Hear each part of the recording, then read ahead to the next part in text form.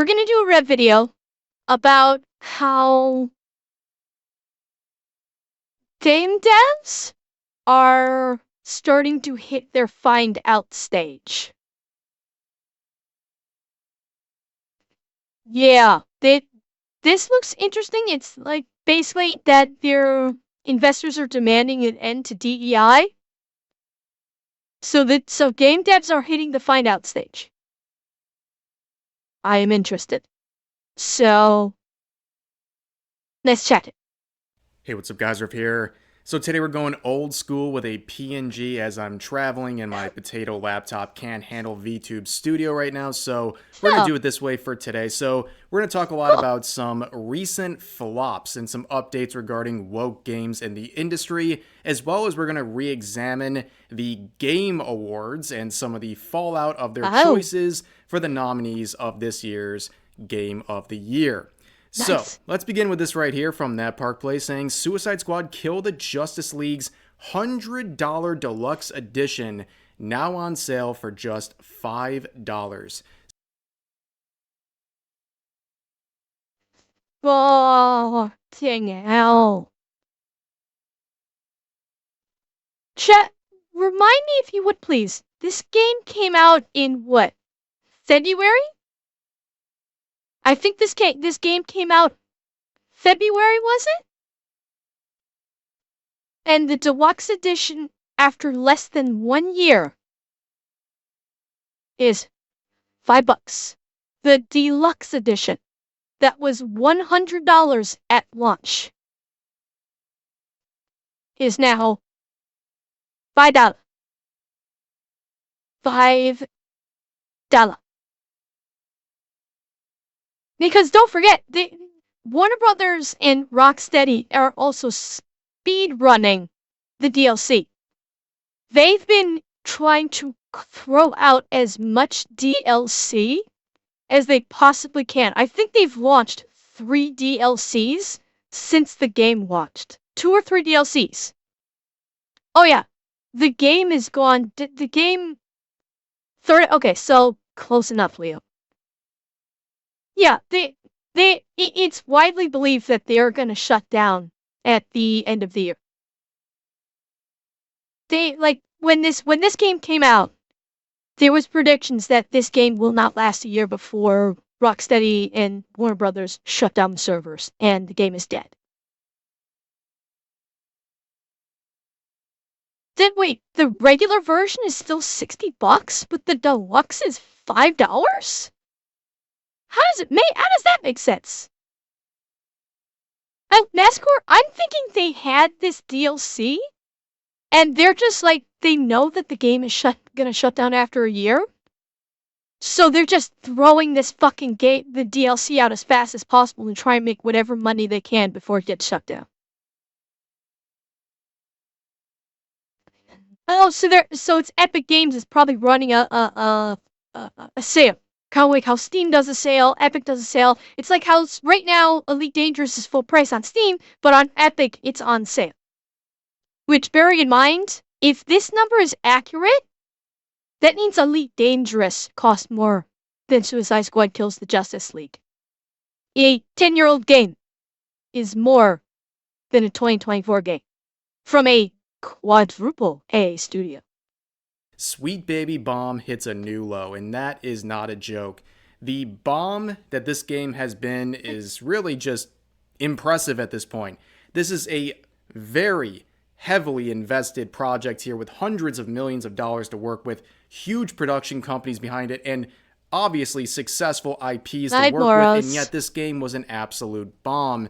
And now, as you can see from the screenshot, this is from the actual store here. Wow. $4.99. Yes, we know the holiday season coming through here at Epic Games. They're running this for over a month. Look at the end date of the sale. This sale is going until... Wait. I forgot what fucking month this is. Oh my god, I'm an idiot. Oh, my brain just short-circuited. Chat, I don't know why. when I read this date, my brain told me that it was still October. I do not know why that last video cooked my brain. That's the only explanation. Watching that last video just cooked my brain. The 21 grams in 1 gram, 21 grams of protein, 1 gram of beef. Just like I'm still recovering from that stroke. They're going to do some discounts to boost sales during the holiday season, but this $4.99 for this $100 deluxe edition, that is really bad considering this game came out in February. But if you look at the numbers, I mean, what else do you say? Oh my God. This game peaked right at the beginning at 13. That's all-time peak, chat. That was launch day numbers. That launch day numbers. And 78 people are playing it right now.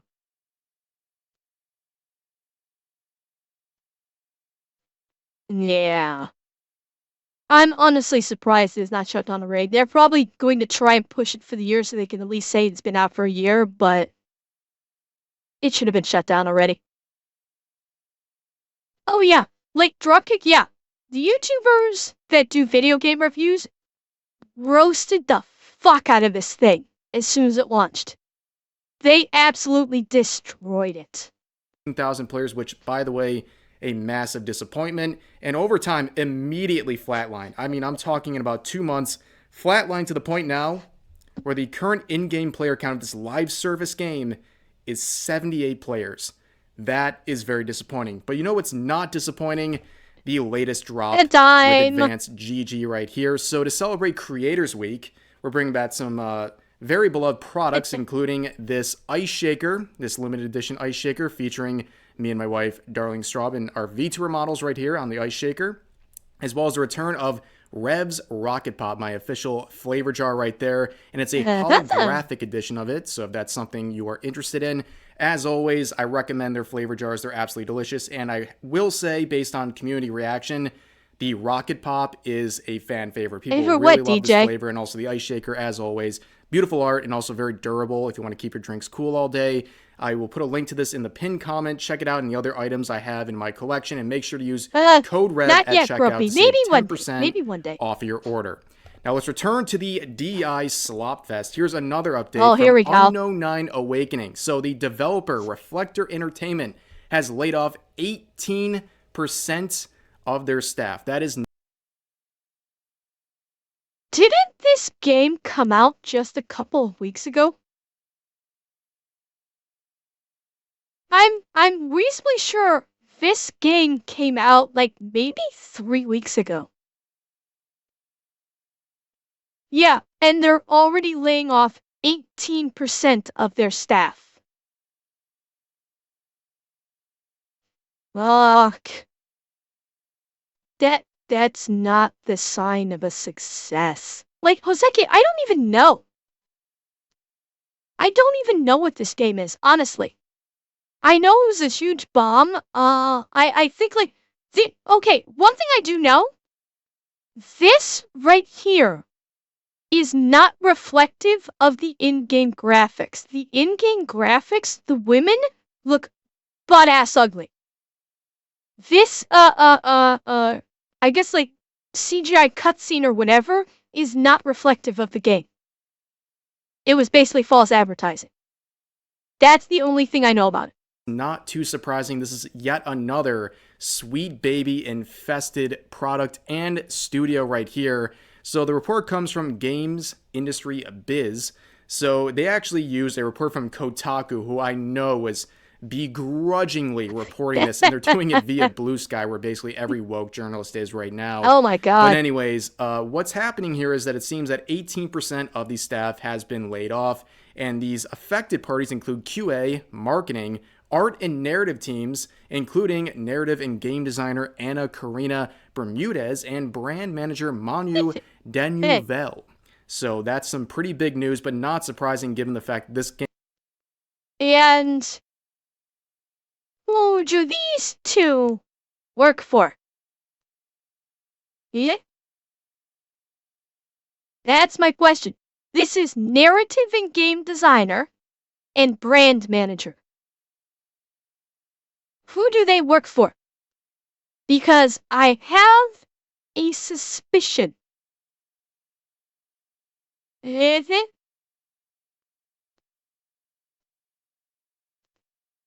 Game also peaked around 200 players. Again, huge AAA title that expected to have a whole universe of products coming out of it. Another massive failure right there. Here's another one, ladies and gentlemen.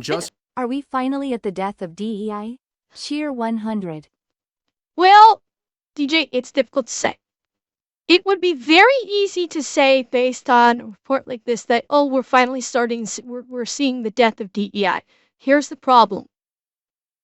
These kind of reports have been going on for probably the last 2 years at minimum. From both game devs and Hollywood.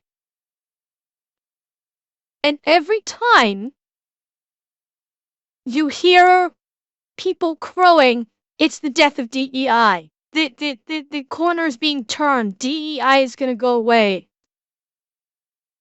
Not necessarily.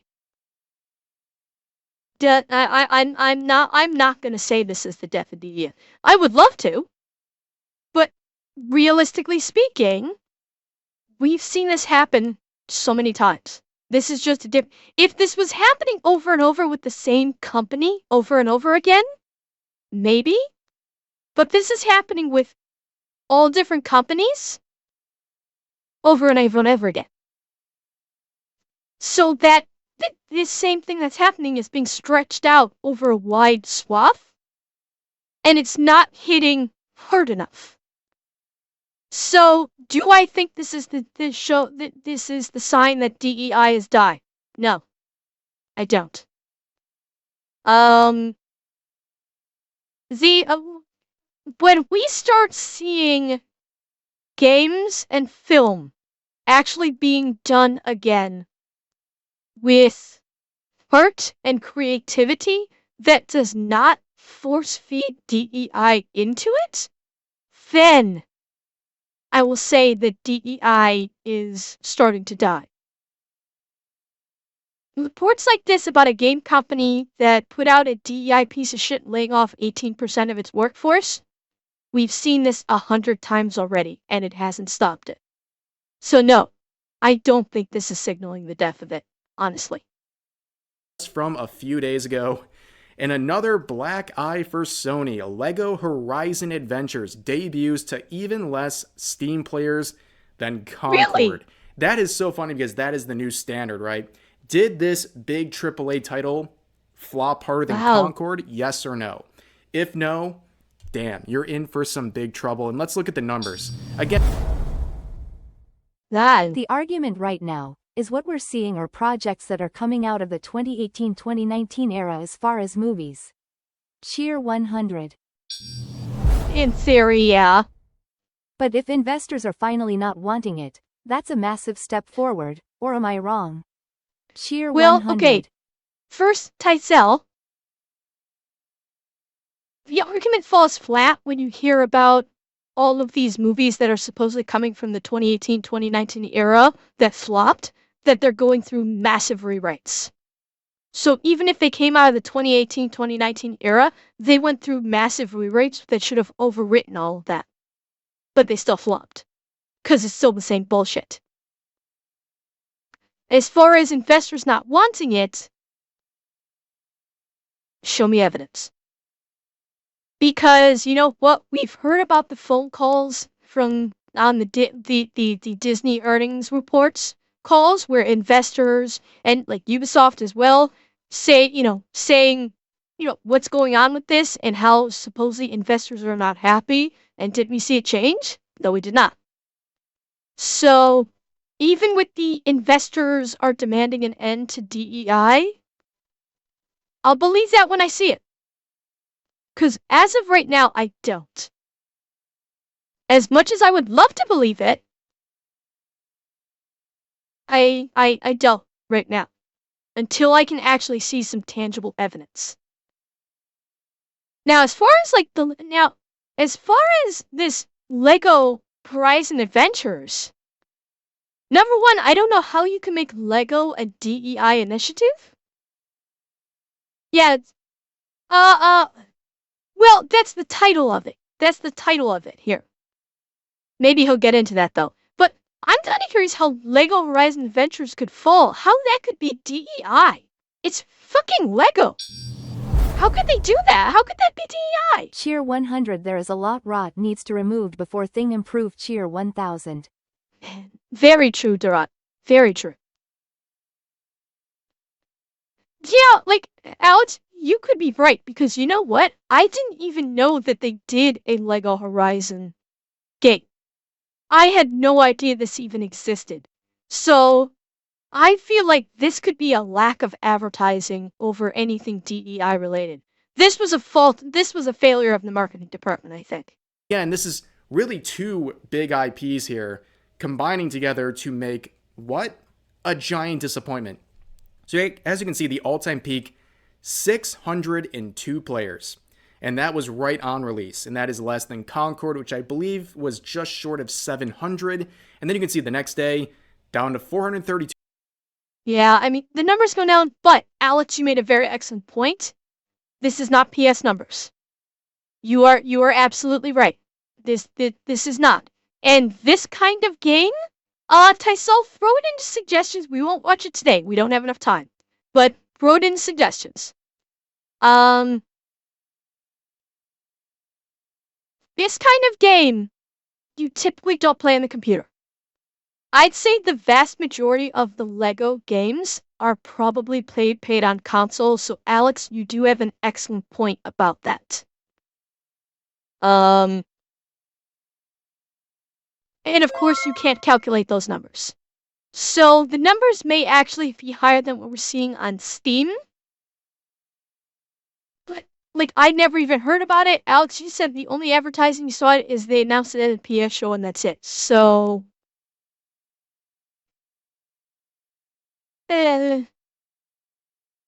yeah, I'd say this was a failure on the marketing department. And John the Puppy Bringer, we brought some for everybody. Welcome. Thank you for the follow. 2 players. 2 days later, down to 372. Next day, I don't know, 227. I Next don't day, know. 163. And where are we at right now on the 21st? The Lego, the crowd that likes to play Lego games, I don't think there's a question of relevancy to Lego. They've got like Lego games for all sorts of franchises. I honestly don't think that's what I honestly don't think that's the issue. That it's a Lego relevancy. Before I saw the ads had Lego Horizon among them. Fortnite DJ. Serendipitous indeed. So maybe they're only now starting to push those advertisements. A few days after release, we're down to 80 players. 80 players. About a week, exactly a week into release for this game. So they delayed out ads and they suffered disappointment. for it. There is no coping that can actually settle for those sorts of numbers. But anyways, here's another flop people are pointing out. So as Fandom Pulse points out here in their headline, retail pre-orders for Indiana Jones and the Great Circle over 86% worse than Dragon Age the Veilguard again. I think this is the same problem. I've seen next to no advertising for the Indiana Jones game. I think it's I think this is the same problem. Now, I don't know about it being DEI. You are first person playing Indiana Jones in this game. That's all I know about it. They're not advertising for it. That's a problem. If people don't know the game is coming, why are they going to...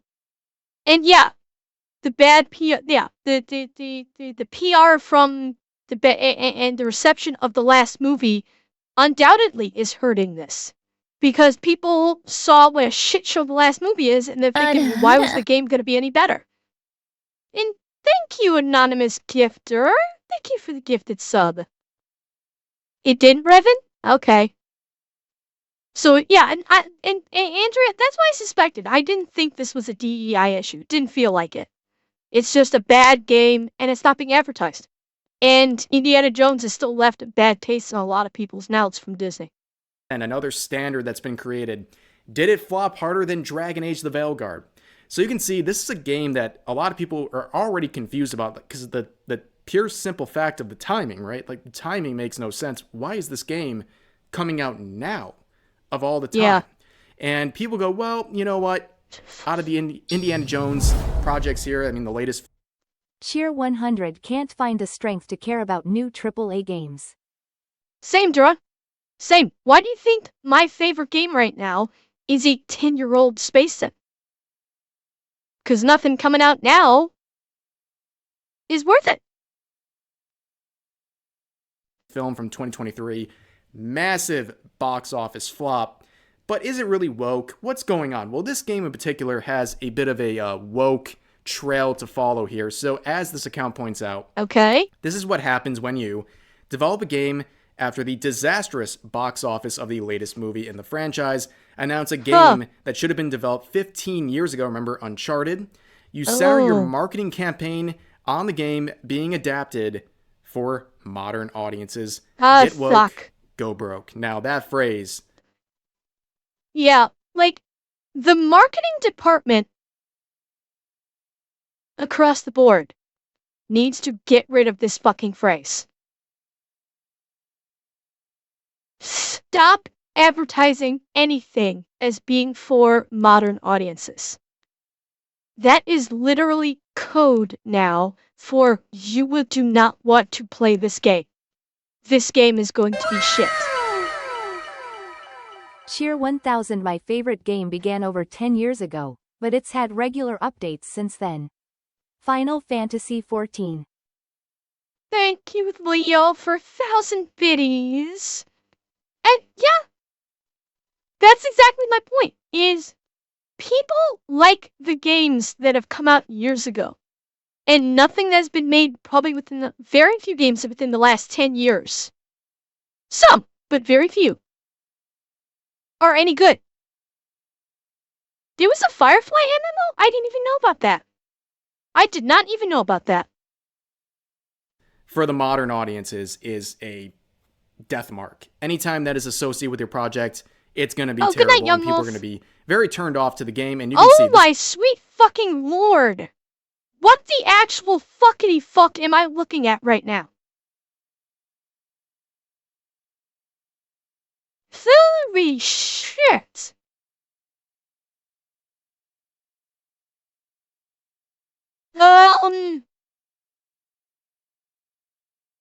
This guy talking about Indiana Jones is all you need to know. We have the LGBT in a square. What the hell is even that? Yeah. You got the goddamn side shaved head thing that you're actually giving every female black character now. Because every female black character in the modern day gaming has to have this side shave, side of the head shaved hairstyle. So I don't know if this guy even wants to be white. Maybe he wants to be black. Holy Disappointed! And look at the subtitle. We have the opportunity to tell Indiana Jones to modern audiences. Well, Andrew, it's every female, black female lesbian character. It's like you have to combine all those three at this point. You know what, Big Dog? I'm surprised there's not a nose ring. I'm actually surprised there's not a nose ring. I'm reasonably sure he's definitely got at least one earring. This is the quote that comes from Edward Curtis Chavez, who is the narrative designer for this Indiana Jones game. And this is the actual quote saying, "We have the opportunity to tell Indiana Jones to modern audiences." What toy shit show is this? Correct, DJ. Oh, you're right. He's got the pierced eyebrow. You're right, Andrea. Missed it. Hi, 11. How's it going, Raiders? How are you? Hello, hello, hello.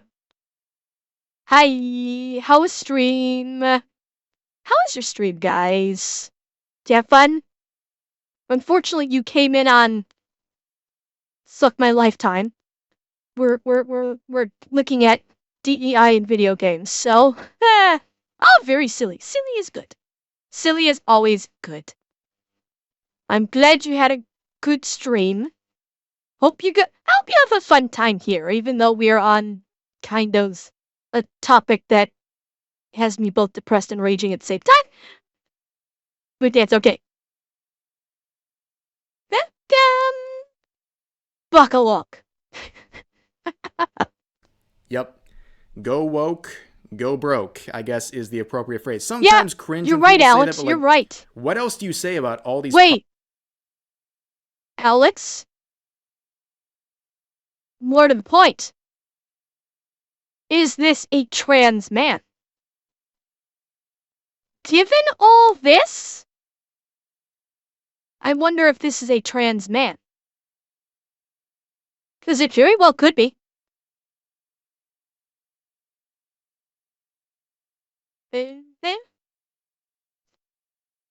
Now, granted, the name is Edward, so I'm going to say this is a man. Yeah, well that's exactly what I mean, Wolfie. But you know what? Male name. So I'm gonna say this is a guy. Even if it's a trans man. Even if this individual is trans, they are trans male. And chat, what have I always said when it comes to any trans individual?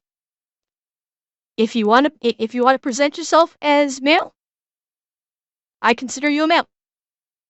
I will do, absolutely, I will do that. But the problem is he's also an activist. He's also a DEI activist. There's the problem. Well, I mean, it looks like it, Revan, yeah. And honestly, a hyphenated last name is not uncommon. It's not, so that's fine. There's no problem with that.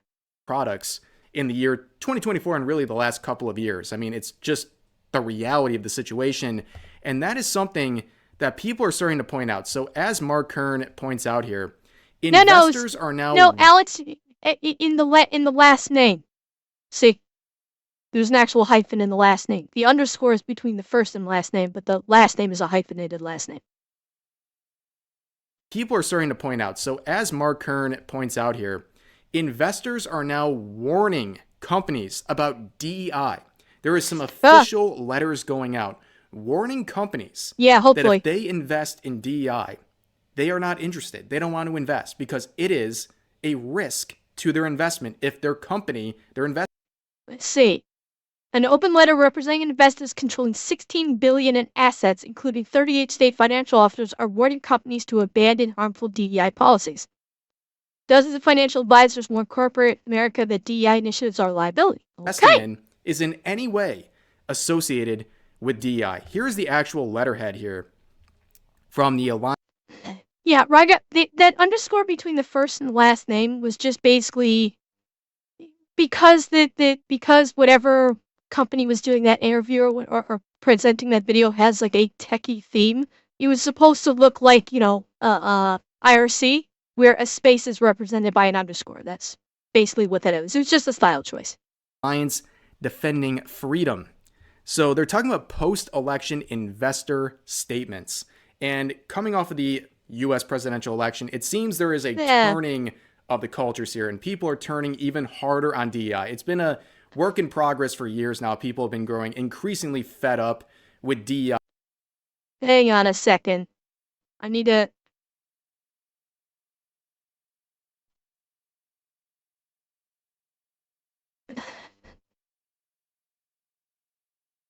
Okay. I have to ask. Okay, 11, have fun with the anime. I have to ask. Is this actually coming from investors? Because this is the Alliance for Freedom, or Alliance Defending Freedom. Is this actually coming from all the investors?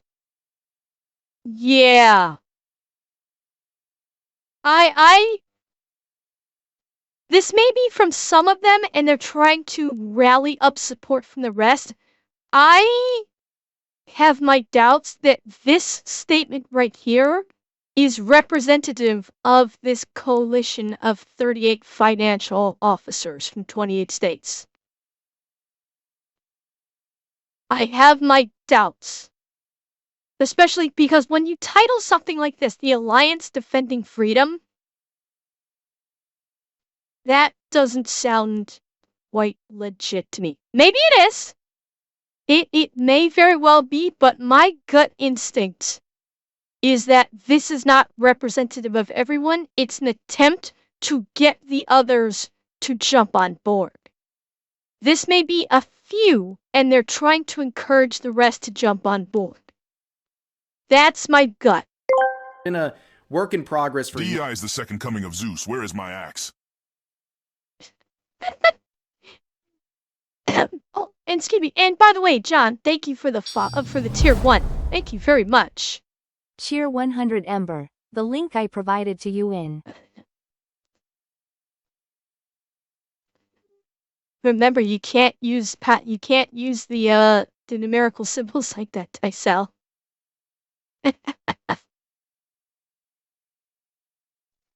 Let's see, it's a stream channel? Okay. years Right, now, people we'll take a have look been after, growing maybe. increasingly fed up with DEI and anything that's associated with. any And symbol now, kills based the on the election, TTS. it seems that the incumbent president here is going to be cracking down even more on DEI-related stuff. And this doesn't just involve the government. I mean, this trickles down into everything, including the gaming industry, for example. And in this letterhead, they talk about what DEI has been doing, and some companies are actually starting to wake up. So we can see some examples here, right, of Tractor Supply, John Deere, Harley Davidson, Jack Daniels. It is now a liability for any institution to tout adherence to DIL. IELG recent Supreme Court decisions have cast serious doubt on the legality of DEI, which led to full-scale legal assault on DEI, according to the Wall Street Journal. The data underlying the push for DEI have been exposed as overstated at best or worse downfall. Falls faced with public exposure for the mere existence of DEI programs in the company's major American brands, including Tractor Supply. I don't know if there was ever a legality thing with DEI in the first place, honestly. Ford and Toyota, who have been completely wiping away their DEI-related departments because they are seeing a massive decrease in their sales as a result of the public finding out about those things. It is going to be a death mark, as I've said. Nobody wants to be associated with DEI if they're smart. That's why even the companies that are continuing to work with DEI-related companies and initiatives, they are doing so privately. That's why we're seeing client lists at Sweet Baby going private. We're seeing... Oh, Tysel, you are quoting this down here. It's racial and gender discrimination. Yes. Hiding under the guise of inclusivity. Don't forget about that.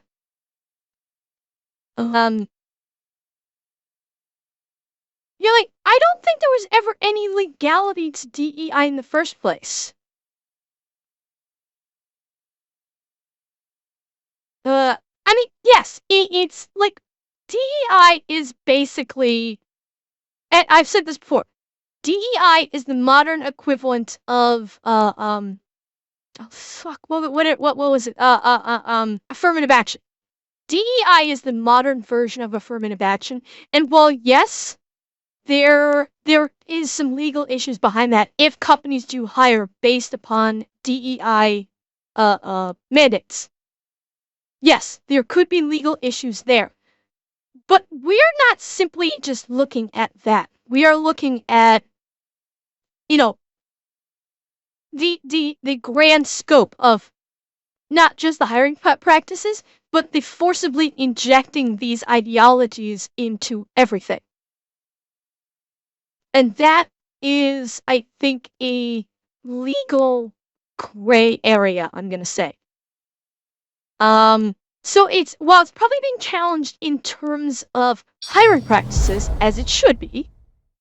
The Civil Rights Act of 1964 is a landmark piece of civil rights and labor legislation in the United States that prohibits discrimination based on race, color, religion, sex, and national origin. This is what DEI violates. Cheer 100. Right.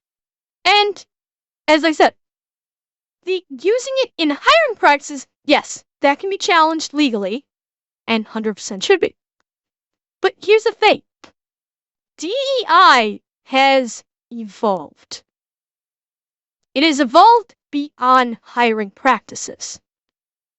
And it has evolved into injecting ideology into product, namely games and entertainment. Or entertainment writ large if you want to really generalize it. So, hang on a second. Jesus, hang on a second, guys. Sorry, I just had an emergency alert go off on my phone, which is what you guys may have just heard a shit ton of artifact for. Sorry about that. Sorry. No. The phone didn't bug. It had like an Amber Alert type thing go off just now. We need to go, Mac. To Okay, where you didn't hear merit anything. is That's what good. gets you the job. Cheer 100. Yeah, we do. DJ, you're right. And no, this wasn't for a child. This was for like an elderly, vulnerable person, not a child. But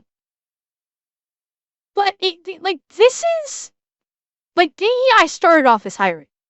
Oh shit, you're right. Okay, there he goes. Okay, God, I didn't realize it froze me up like that. Okay. But DEI started as a hiring practice, which absolutely should be challenged. But it has expanded. And it's now basically an all-encompassing ideology, which is being injected into schools, into games, into Hollywood, into politics. So it has evolved. When you refer to DEI, it is evolved into a full-on ideology and not merely as a hiring practice. So fighting it against hiring practice, absolutely go for it. But the facts need to be faced is that it has grown beyond that simple process. It really has. And that's what you're fighting against. And that's not something that you can fight against legally. Unfortunately. The merit system is what I was thinking of, but it's called something else now. Cheer 100.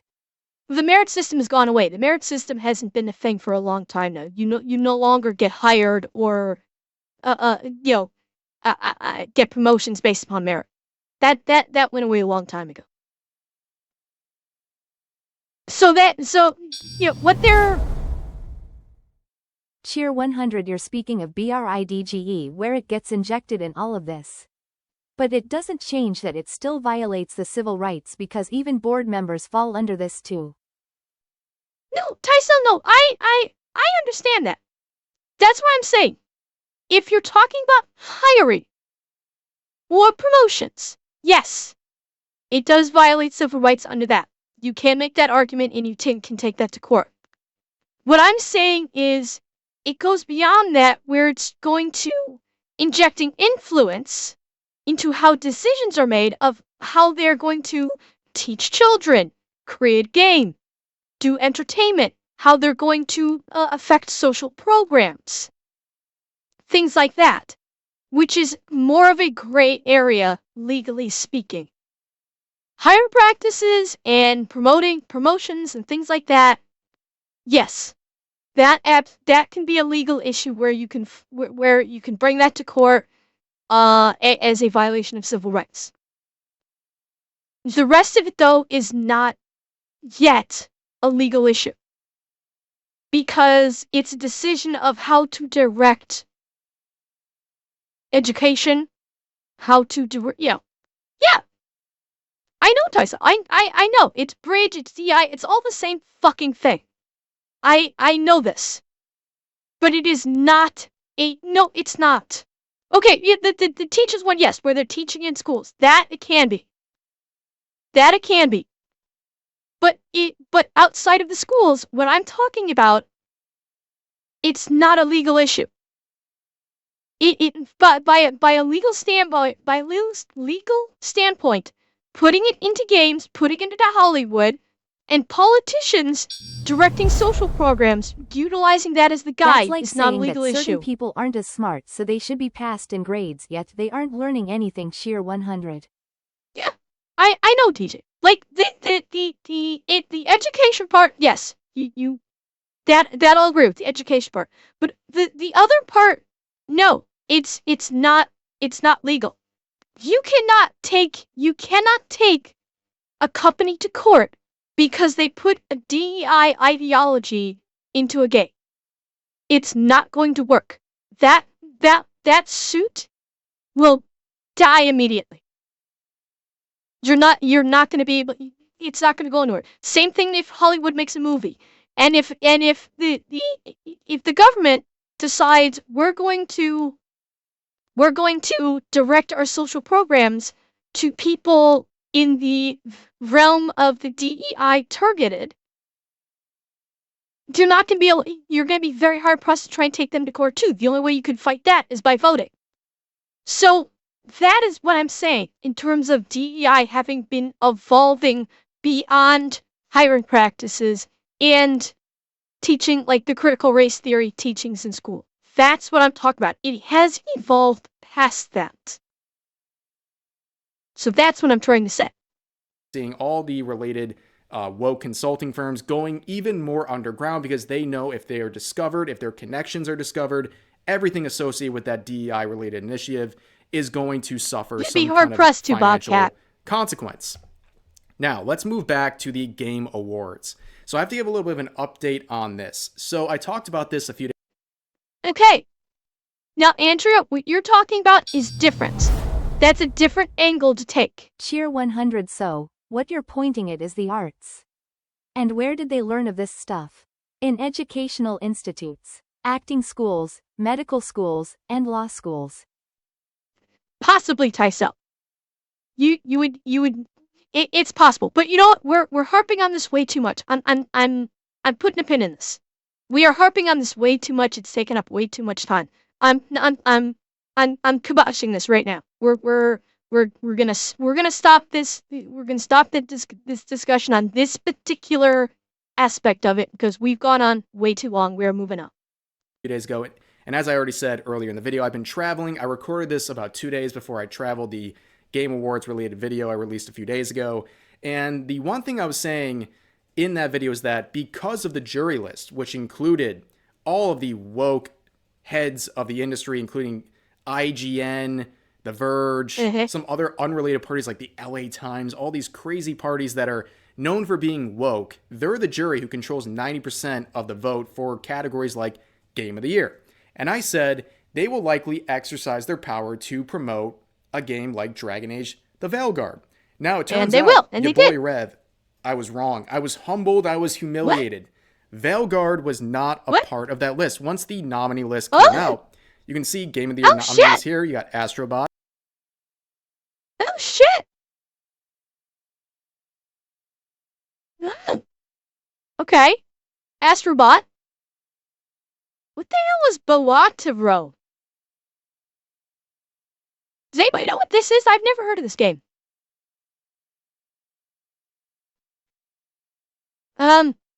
What is this? I've never heard of it. What is this? Does anybody know? What? A roguelike poker game. What the hell is a roguelike poker game? It's just a... Why would a card game win Game of the Year? I don't know. Okay. Let's see. Black Myth Wukong, of course, as it should be. Elden Ring. So this is the DLC thing that they added. That they allowed for DLCs to. Well, I don't have a problem with Final Fantasy Rebirth because is Final Fantasy Rebirth basically the Final Fantasy Part 2? Is it? Because is that what this is? Because I haven't played the Final Fantasy remake. Well, yeah, Taisel, we know that. So this is like, because I know the first Final Fantasy VII remake was only part 1. They were coming out with the part 2. Is this part 2? Because if this is the part 2, okay, not exactly. It's very weird. Okay, it's the second part of the remake universe. Oh, okay. Well, I'm already confused. And then metaphor, refantazio, refantazio. Okay, okay. Like, yeah, I know people like to, arguing about the DLC, but as it's pointed out, like the Shadow of the Elder Tree is almost like a whole other game. There were 3 discs to the OG. This is disc 2, supposedly Cheer 100. Oh, okay. Okay. Well, I mean, you can say what you want about a remake, but the Final Fantasy VII remakes were rebuilt from the ground up. So I actually don't have a problem with Final Fantasy being in here because it was literally like it was rebuilt from the ground up. It just was using the Final Fantasy story. I am not playing FF7 till all the parts out. Cheer 100. Fair enough, Durant. Fair enough. Okay, Ghost Life, have a great night. And Metaphor, I know nothing about this. I've heard a lot of people, I've heard like on stream here, people have said that it's a great game. I don't know anything about it. So, not knowing like half these games, decent list. It's absolutely decent list. Balatro, Wukong, the... They made Tifa less sexy by mandate. I'm Sag. Cheer 100. I have heard about that, Tysel. I did hear about that they nerfed the sexiness of Tifa. Elden Ring DLC, which is a very interesting, Final Fantasy, and Metaphor. So, honestly, out of all those titles, I don't think there's anything that's too surprising. The only real surprise is a DLC making it, which a lot of people have an issue with, and I think that's very understandably so. But let's begin with Wukong. So, obviously, a lot of people in the industry, including one of the jury members, IGN, have been going after Wukong nonstop. I mean, after all, IGN is the one who created the original hit piece, slandering the development team over at Game Science who produced this game, calling the creators or the leaders of the development team sexist, saying there was a sexist... They're not releasing the live-action Snow White trailer on YouTube? Really? I thought they already did, or was that just a teaser they released? They didn't release an actual trailer, they released a teaser. Ooh. Well, but you know what? Someone's gonna get it. Someone's gonna put it on YouTube. Guarantee it. Disney may not release it, but someone's gonna get it on YouTube or someone's gonna get it on social media. This culture based on mistranslations of their social media posts and other unfounded claims. It has been debunked, and yet they have doubled and tripled down on that report, which has then been shared by pretty much the entire woke side of the gaming or the game news industry, and that has been a massive eye-opener for a lot of people, seeing the coordinated attacks. Oh, definitely and right. Speaking of coordinated attacks in the games journalism scene, as you can see, the there new marching orders are out as a result of the Game Awards nominee list. You can see every single company on here saying the exact... What? Lowest rated game of the year. I'm sorry, what? By whose fucking standard was Black Myth Wukong the lowest rated game of the year?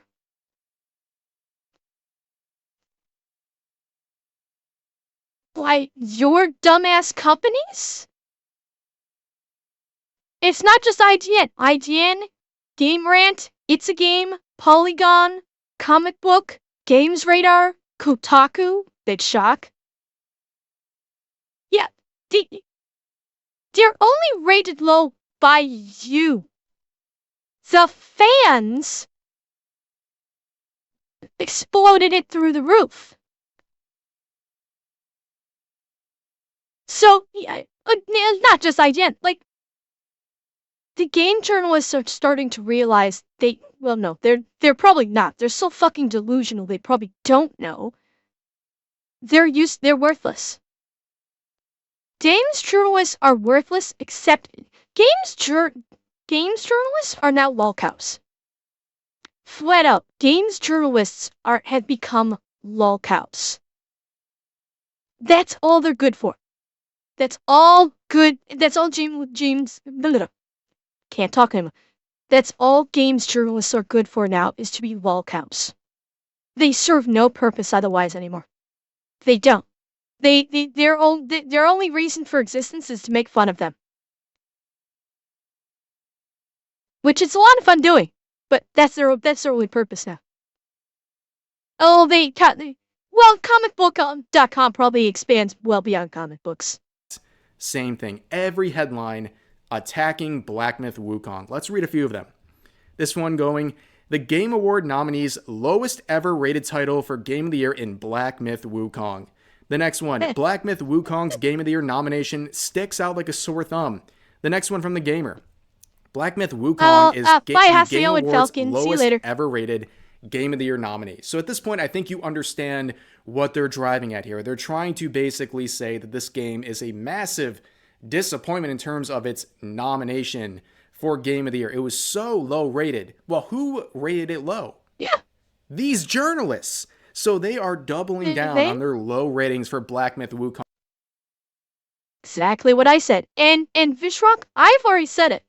The Video Game Awards have gone the way of the Oscars and the Emmys and all the rest of those Hollywood award shows that nobody gives a fuck about. Nobody gives a shit about any of these awards anymore because they know they're all bullshit. It's all a bunch of people, all a bunch of industry people patting each other on the back saying, you're wonderful, slay queen. And it does not reflect reality with any of them. It is basically, Hollywood and game elites jerking each other off, saying we're the best. That's it. And the paying customers don't give a fuck. And that's why they're failing. Which shattered infinite records on Steam and with its concurrent player counts and the very, very, let's just say, satisfactory reception of this game. Yeah, because they called them all out on it. I don't know, the important people, gamers. Games journalists hated it. Well, that's fine. No one cares what they think. Obviously, because this game did so well. And now they are coping and seething.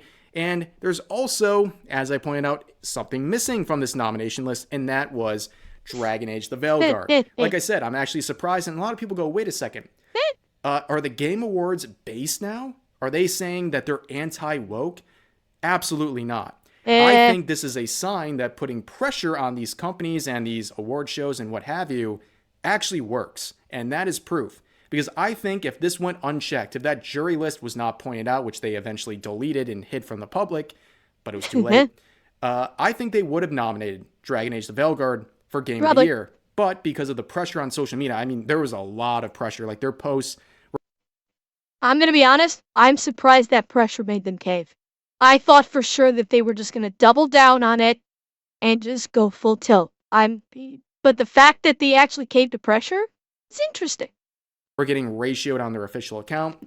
That is the reason I think Dragon Age the Veilguard did not end up on the Game of the Year list, and that is a very positive sign that putting pressure on these companies and these parties does actually work. But as Mark Kern points out here, there is an award that Dragon Age the Veilguard has been nominated for, and guess what it is? Out of all the awards, which one were they selected for?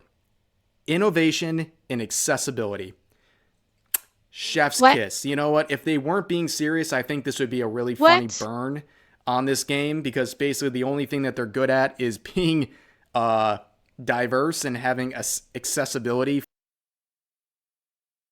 So they were nominated for the everyone. So they're getting the participation nomination. That's what this is. This is the participation trophy. That's it. This is the VGA Awards version of a participation trophy. Because that's where all of the developers came from. They come from the generation of everyone gets a participation trophy. For people who probably are just a bunch of screechers on Twitter who are never going to buy the game or probably couldn't even afford to buy the game in the first place.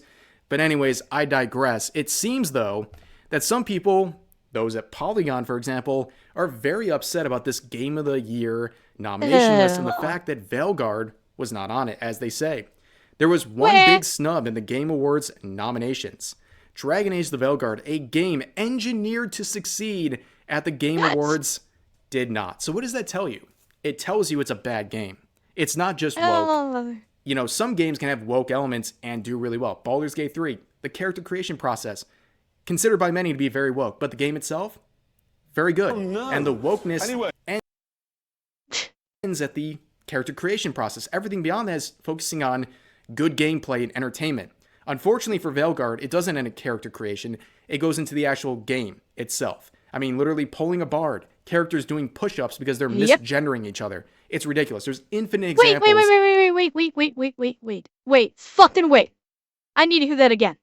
Characters doing push-ups because they're misgendering each other. Is that a serious fucking game mechanic in Veilguard?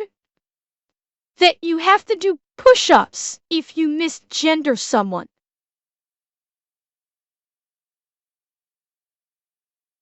No, I did not hear about that.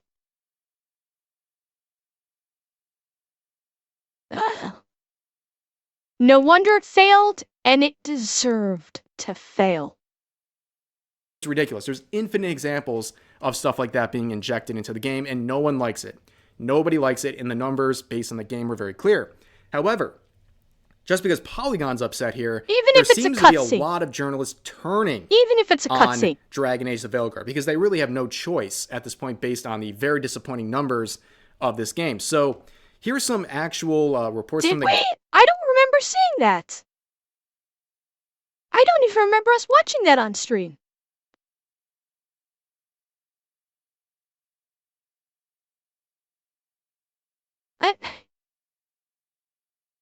I don't even remember. I must have blocked it out of my mind. I must have tried to wipe that from my mind. 'Cause I don't even remember it. Yeah, I might have. The only thing I remember is that really pathetic scene of the one, I forget what race that character was, going like, "Are you thinking about having sex with me?" That's like unfortunately the only one that I still remember. And, no, Susie. Thank you for the follow. You pulled a barf. Nay. Yeah, Tosh. Yeah, where Tosh goes, think about having sex with me. That, like, I remember watching that because that was just so fucking bad. Gamer, of all the people, the gamer is turning on Dragon Age the Veilguard, saying Dragon Age the Veilguard is that friend that's too woke. And they're saying that basically, not only is it too woke... Oh, we got ads again? Okay. Well, see, I'll just check this out then. You know it's bad when a blogger known for getting offended over everything is calling it too safe? What? Dragon Age the Veilguard is that friend that's too woke.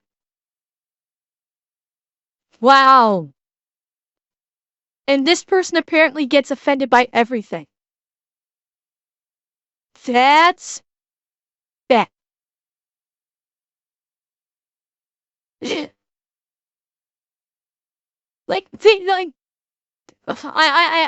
Oh my god. I'm at a loss for words. I knew it was bad. I did not realize it was that bad. Jesus Christ. I don't know what more there is to say. And they're still getting a fucking participation trophy. And bear in mind, this game that is winning an award, if they want us to take it seriously, this game that is winning an award 1 week after launch, the developer said, "You're not getting anything more. This is it. No DLC." it's going into maintenance mode 1 week after launch. The fact that it's winning any kind of award shows you just how desperate they're trying to keep it relevant. This is like the game journalists that control this award show. That's them desperately trying to keep this game relevant. And it's not working. It's too safe. It's playing it too safe. So they're trying to do all this virtue signaling and this political ideology injection into the game, but they're doing it in a too safe of way. Too safe of a way. And that is really funny. They just want to go, they want them to go full activist. Saying, you can't even hang with us anymore. You're too woke. That's how crazy things have gotten. Now, one last thing I want to point out here before we go. As Mark Kern points out, I've seen this image all over the place. There's a new category called DEI Slop Flop of the Year, including games like Concord, Veilguard, Dustborn, Outlaws, Suicide Squad Kill the Justice League, and Unknown 9 Awakening. Now, of course, this is not a real category for game or the Game Awards, but you might see at this right here, the Real Game Awards, as Craig promotes here. You guys might want to check this out. You can find this right here on Twitter if you want to support the Real Game Awards, an award show made by gamers for gamers. But yeah, they're going to do actual flop categories, which I think is hilarious and something we need in the year 2024, following all these massive flops in the industry that just... Yeah, the video game industry needs a Razzies. It absolutely needs a fucking Razzies. That's great. Happen to be a bunch of woke virtue signalers. But anyways, that's going to do it for this video. I appreciate the listen, guys. As always, feel free to share your thoughts about today's topics in the comment section down below. Hope you guys enjoyed the video, and I'll see you next time. Oh my.